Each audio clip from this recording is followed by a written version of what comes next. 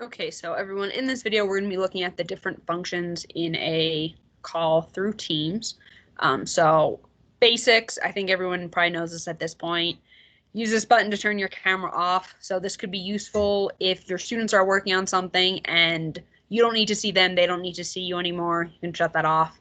It can also be really useful, especially to students, if they're having internet issues. Sometimes by turning off their camera, it'll help use less bandwidth, and that way they can actually stay in the call and just hear you instead of being able to see you. Mute. If I click this, you will not be able to hear me anymore. So if you click on this option is usually a box with an arrow. It's how you share your screen. If you click it, you'll have some different options. I am not going to click it right now because I am sharing my screen with you, and that will go away.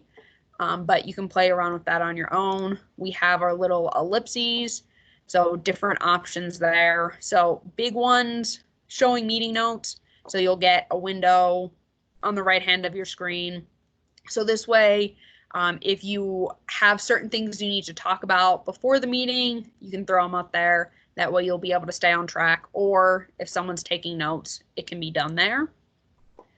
Show background effects. This is how you make all of those super cool backgrounds that, will just keep things fun. And that way too, your students aren't seeing your living room. So normally here it says record. So this is how you record your meetings. If you are recording something with the screen share, turn the screen share on first and then record the meeting, because that otherwise it might not actually record your screen. It might just record you talking. And then you also have the option to end the meeting in here. So a couple other things, raise your hand. So you click on that, it turns blue, so that way you know your hand is raised. But if you want your students to raise your hand in order to see them, if their hand is up, you will click on the people. So now it says right next to my name that my hand is raised. Click on lower my hand and it goes away. Last little function is the chat function. So right now there's nothing in here, but this could be useful if you have students that have questions while you're presenting.